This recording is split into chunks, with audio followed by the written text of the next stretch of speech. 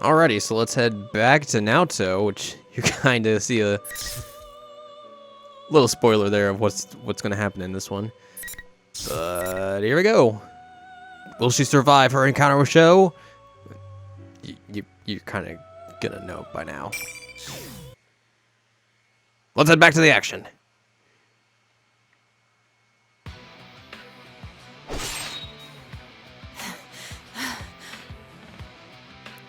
The strike I barely dodged grazes my cheek and slices through the air. The pain of the initial blow which struck my back is beginning to affect my breathing. My throat constricts, and I have difficulty getting air into my lungs. Only by force of will do I keep from blacking out as I look toward my assailant, who now approaches me. A young man, and he wears a Yasogami High uniform? You dodged. Such a struggle you put up.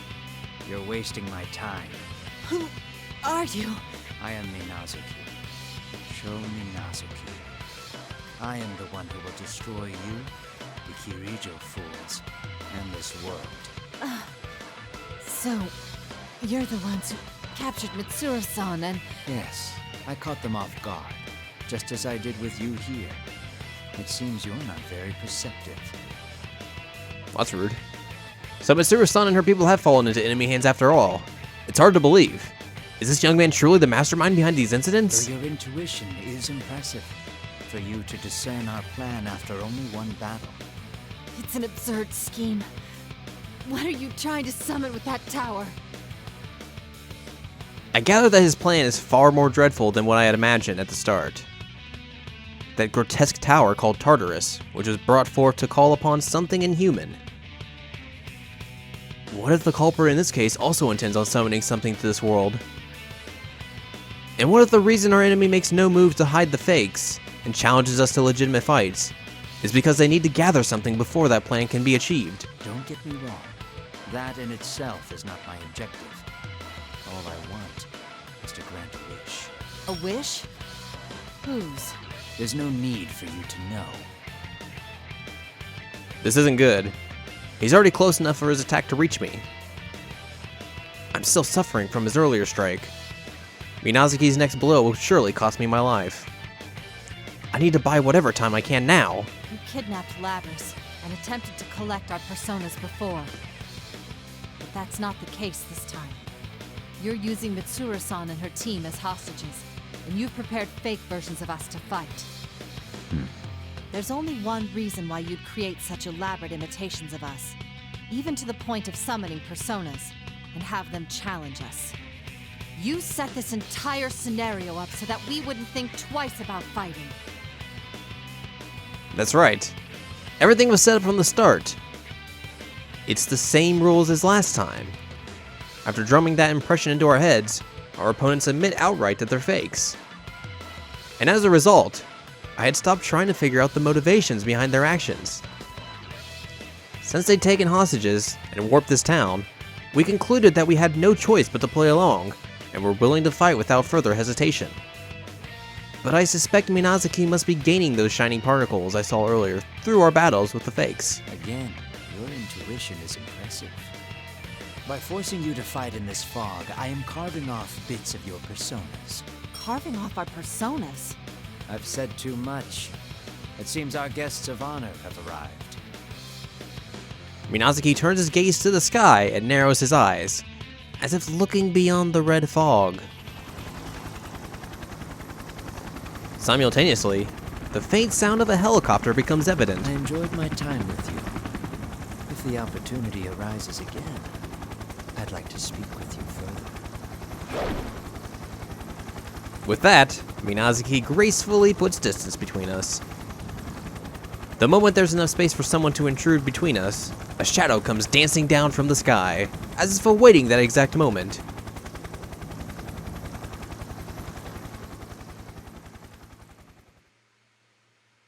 What kind of shadow?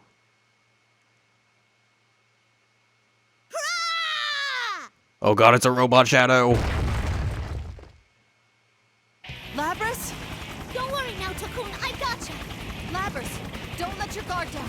He's the one who attacked Mitsuru-san's group. This guy? Our guests of honor have arrived. I've been waiting for you, Shadow Operatives.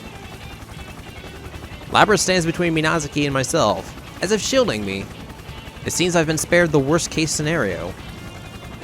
The sound of the helicopter's rotor still remains in the sky above us. It appears to be slowly descending. I strongly suspect that a plume of dust is installed into the helicopter. I recall an entry into the public safety documents explaining how a plume of dust would enable machinery to continue functioning, even in supernatural spacetimes where no other electronics would work. It's unlike me to let my mind wander into matters of parascience. Perhaps it's the relief at my life no longer being in peril. Who are you? Why are you doing all this? Who am I? That constant question. It's quite intriguing that a machine created for suppressing shadows would ask you. What? But first, let me see the rest of you.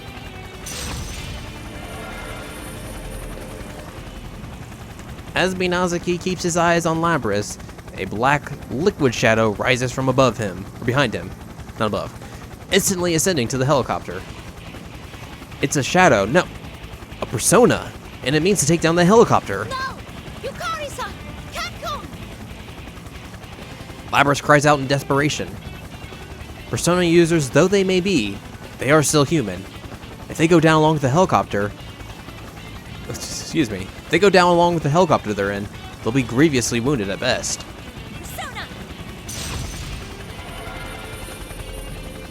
An unfamiliar woman's voice cries out from within the helicopter. All at once, a tremendous gust of wind swirls about the helicopter, repelling the Black Shadow's ambush at the last second. Quite the persona user. However, Yukari-san, he's winding up for another one! We're getting off, Koromaru!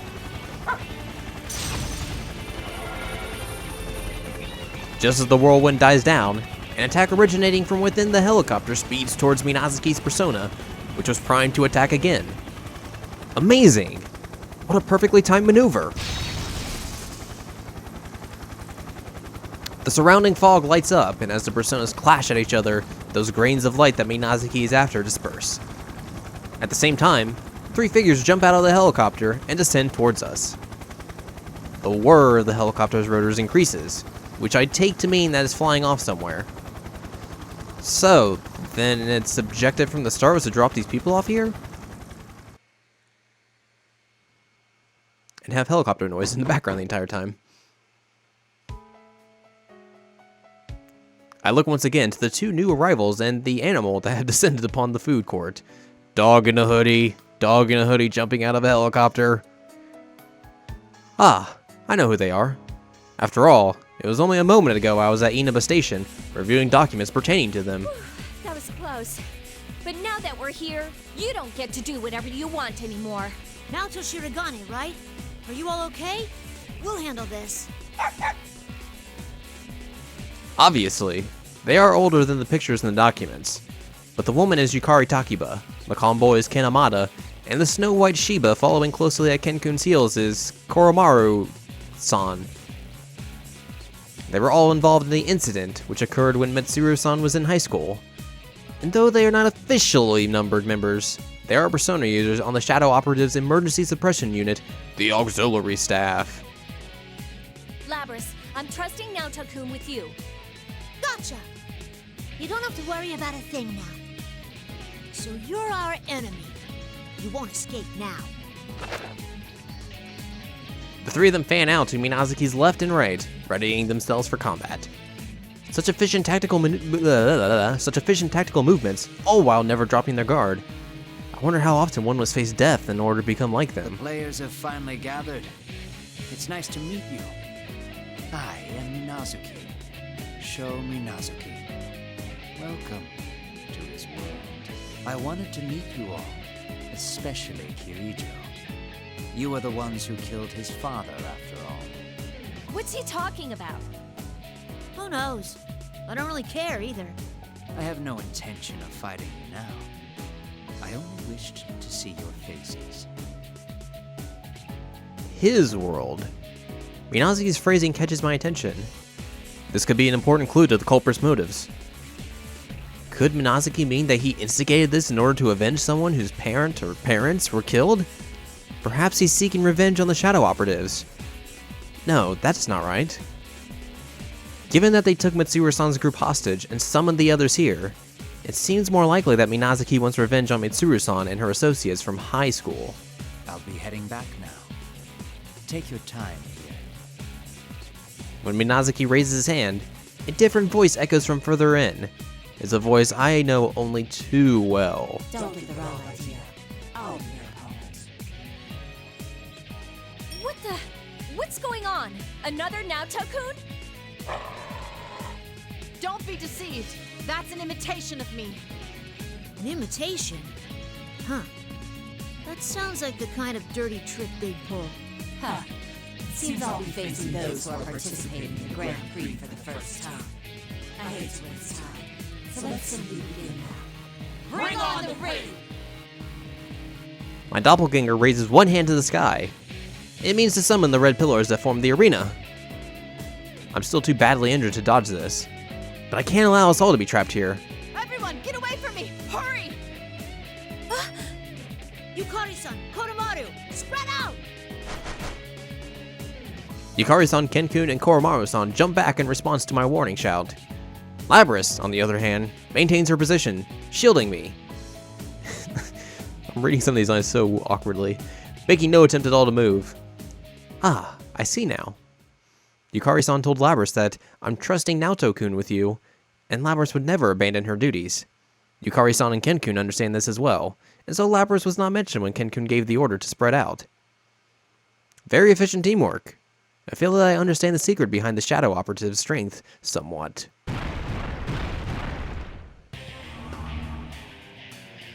The four red pillars that fall from the sky embed themselves firmly into the food court's floor and release a dull light. Thank goodness. Yukari-san and the others seem to have escaped the pillar's field of influence. What's going on? Wait, what the? Where's the culprit? What? Wait, when did he... Now that they mention it, I too realize for the first time that Minazuki's nowhere to be seen. Minazuki's presence is completely gone. It vanished from the area just as suddenly as it appeared behind me. Like I said, I'll be your opponent. Don't worry. A version of myself is close to death, and a machine who's just joined Shadow would be pretty sorry for her. So just this once, while no attacks are still allowed from outside, I'll let you to fight whoever enters the arena. And of course, once you pass those red pillars, visible walls prevent anyone from leaving until I'm defeated in single combat. Invisible walls. That's just ridiculous. No! Way to go, Yukari.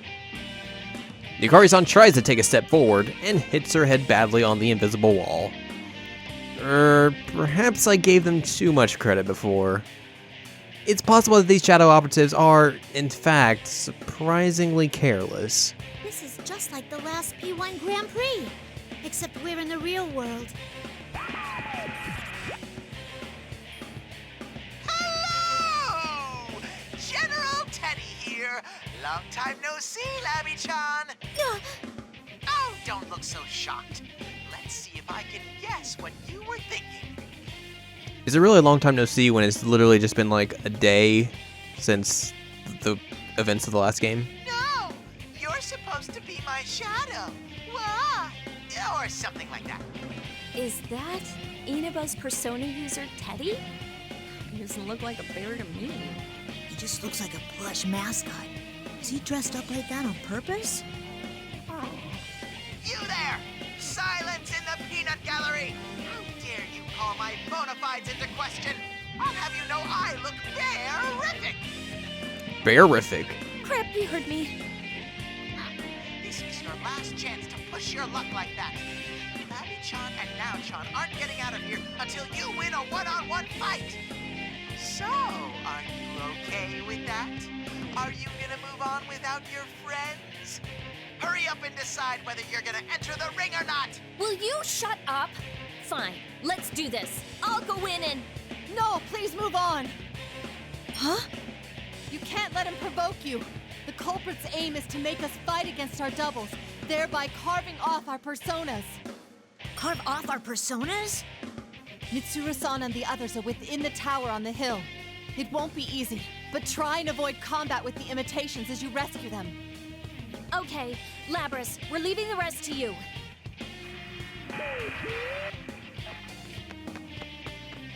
Oh, what's this? They left you behind. I guess that's the extent of this friendship you go on about. That's not true. What about it is untrue? For it seems to me that the others moved on, leaving you two alone. You clearly have no understanding of the bonds between people. Yeah, what she said. They didn't ditch us. Yukari-san believes in me, so that's why she trusted me to take care of Naoto-kun. And that's why I'm gonna make sure to knock you out of the park myself. Knock you out of the park.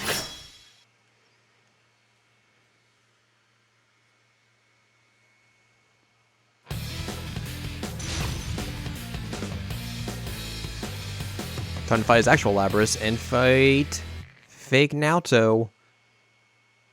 Finally! You have a strong heart. Too bad. Oops.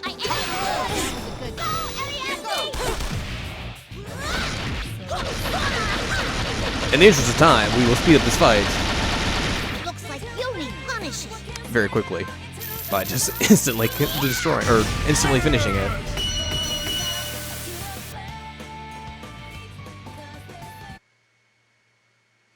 It's like you're watching like a sports game or something. Battle. Damn it. Must have gathered a good many persona fragments just from that alone.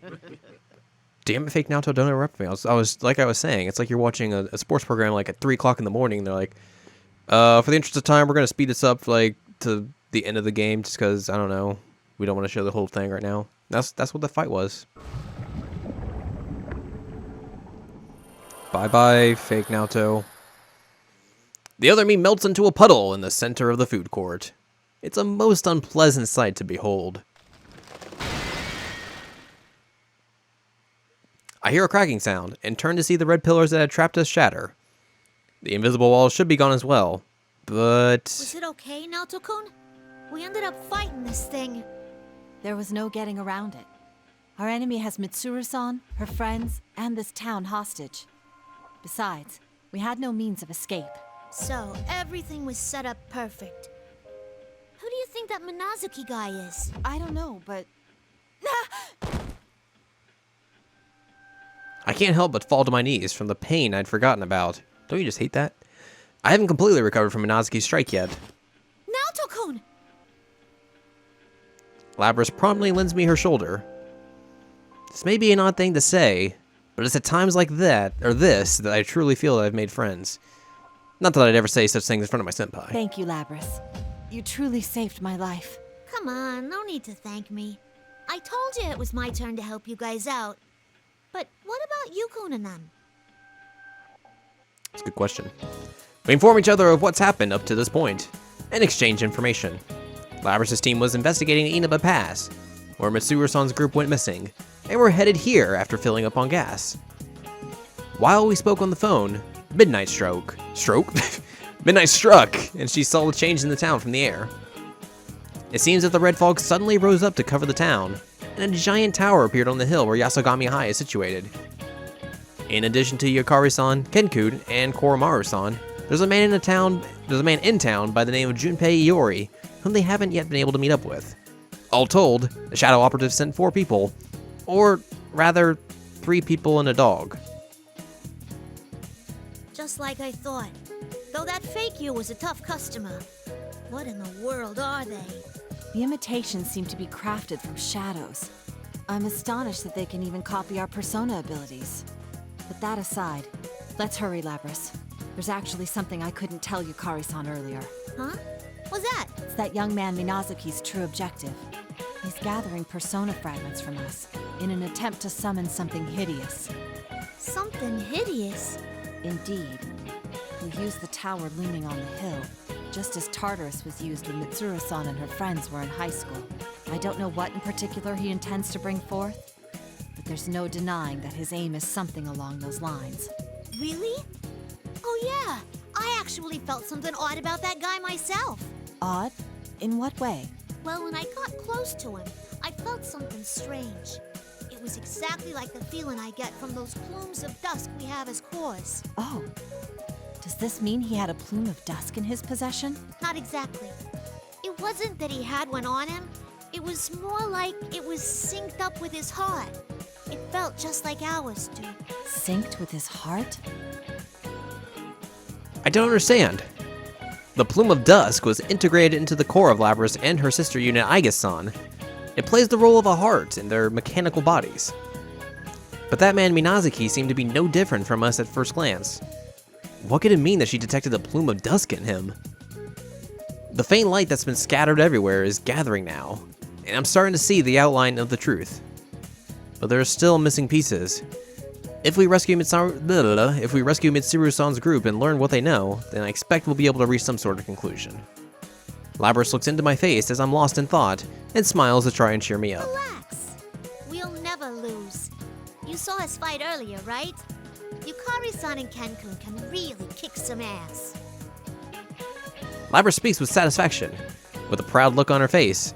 It's a far cry from the Labrys I first met a few days ago. Well, technically yesterday, right? Seems you've made some wonderful friends, Labrys. Well, it is past midnight, so it would be technically 2 days ago. So that is correct.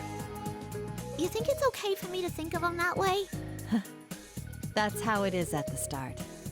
Once you come to realize it, though, you'll find that it turns to a warm feeling within you. Huh. Is that how it was for you, Naoto-kun? Who knows? Perhaps it was. I recall when I first met my senpai, and a wry smile forms on my lips. Feeling a bit embarrassed at this, I pull the brim of my hat down over my eyes. It's not just Labrys. The same is true for me, and many others I've never met. We all go through this process to find what's precious and irreplaceable to Let's us. go rendezvous with the others.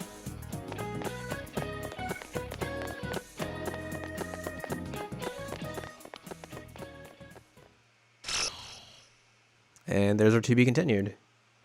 Alright, so we've finally caught up, and I think essentially this unlocked, yeah, Kanji, who's hanging out with Yukiko and Teddy, so next up we will go hang out with these guys.